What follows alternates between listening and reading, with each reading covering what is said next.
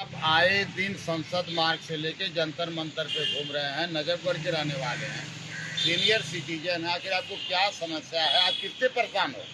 मैं परेशान हूँ अपनी पत्नी से और मेरे चाचा के बच्चों से, क्योंकि वो आए दिन मेरी पत्नी को और मेरे बच्चों को उकसा करके मुझे जान से मरवाने की कोशिश कर रहे हैं।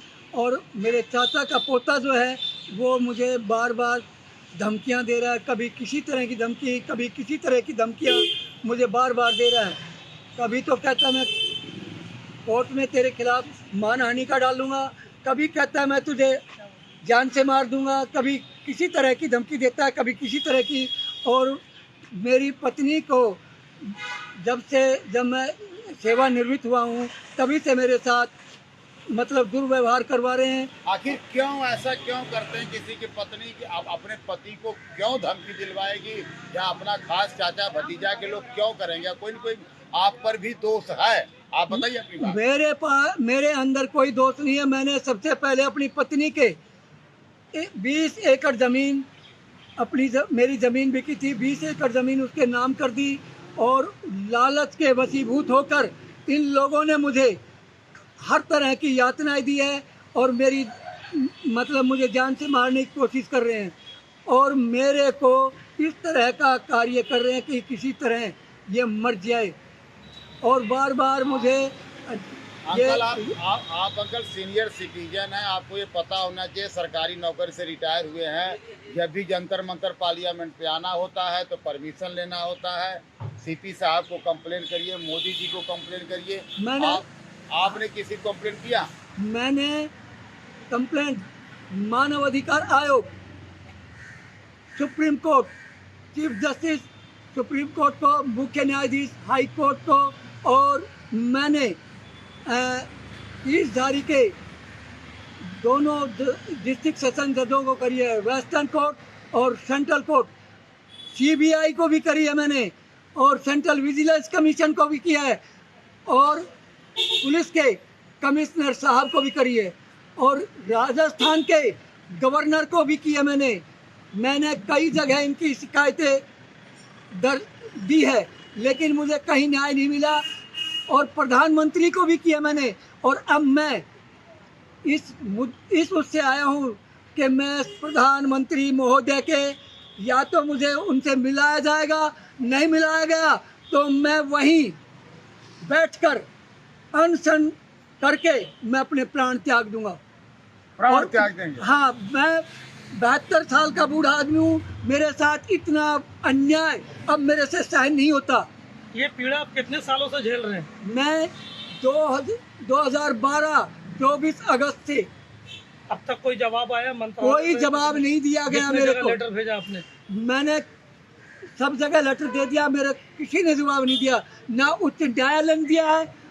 जबकि न्यायालय, मैंने एक पत्र में लिखा है कि योगेश कुमार की इंटरनल जांच करी जाए, लेकिन कोई जांच नहीं हुई है अभी तक, और ना ही उसको कहीं किसी ने बुलाया है, क्योंकि योगेश कुमार मुझे सब तरह की यातनाएं दे रहा है। ये योगेश कुमार है कौन? ये आपका कौन लगता है?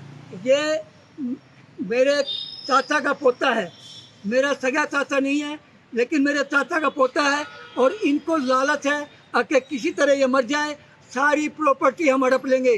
क्योंकि मैंने अपनी प्रॉपर्टी अपनी पत्नी के नाम कर दी, इसलिए उसी को सबसे पहले उकसाया जा रहा है। और मैं हर तरह की यातनाएं सहन कर रहा हूँ। मैं कैसे जी रहा हूँ ये किसी को नहीं मालूम है, ना मेरी पत्नी को मालूम है, ना मेरी बेटी को मालूम है, ना मेरे बेटों को मालूम है। और मैं 2012 24 अगस्त से मैंने अपना खाना खुद बनाया है 2018 तक। उसके बाद मुझे मेरे घर से निकाल दिया गया, मेरे कमरे से। फिर मैंने एक शिकायत मानव अधिकार आयोग और एक उसकी प्रतिलिपि मैंने भेजी जिलाधीश दक्षिण पश्चिम कापासेड़ा को। उन्होंने इनको बुलाया, अपर जिलाधीश ने, और उनको कहा अपने आदेश में कि इनको कमरा दिया जाए इनका बनाया हुआ, और इनको तंग ना किया जाए। लेकिन उसमें भी एसडीएम साहब नजफगढ़ SDM टूडा मंडी, उसने अपने एक SO बलबीर सिंह की ड्यूटी लगाई और उस पुलिस लेके गया। पुलिस ने कोई मदद नहीं करी, ना मेरी मदद करी SDM महोदय के SO ने। इस वजह से मैं बड़ा पीड़ित हूँ और इस पीड़ा का जब से मैं बर्दाश्त कर रहा हूँ कि बहुत ज़्यादा ही। बहुत बड़ी बात है, आपने बहुत अच्छा किया कि मोदी जी अगर नहीं बात सुनेंगे तो आप उनके पास धरना देंगे। हाँ। आप एक समाज सेवी हैं, जी। आप एक समाज सेवी हैं, क्या ऐसे बुजुर्गों की मदद होनी चाहिए या नहीं होनी चाहिए? आप भी एक सर्विसमैन से रिटायरमेंट हैं, आपका भी बहुत सम्मानित हैं, आप भी चुनाव भी लड़ चुके हैं, एक आंदोलनकारी हैं, तो क्या कुछ मदद कर सकते हैं? मेरा नाम धनसिंह मीणा है, दहरामपुरा बस्सी जयपुर से हूँ मैं भी 2 अक्टूबर को धरना दिया था। और ऐसे आदमियों को जो बेचारे परेशान हैं, इनकी मैं हमेशा हेल्प करता हूँ और इनकी हेल्प के बारे में मैं इनके साथ हूँ।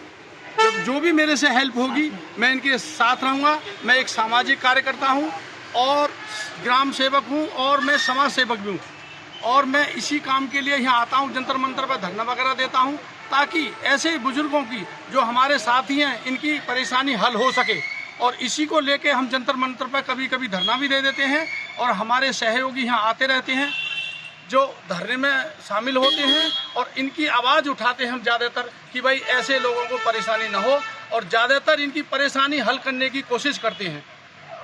तो क्या लगता है कि जैसे इनको न्याय मिल पाएगा सर? इनको न्याय मिलेगा, जरूर मिलेगा, 100% मिलेगा। आप लोग हमारे साथ रहेंगे, इनको जंतर मंतर पर धरने के लिए बुलाएंगे, मीडिया वालों को बुलाएंगे और इनकी जो शिकायत है हम अपने धरने के थ्रू प्रधानमंत्री तक पहुंचाएंगे, राष्ट्रपति जी को पहुंचाएंगे और जो विभाग संबंधित होंगे, DCP इनका जो संबंधित DCP साहब होंगे उनको पहुंचाएंगे, कमिश्नर साहब को पहुंचाएंगे और जहां तक होगा इनकी समस्या का समाधान करने की कोशिश करेंगे।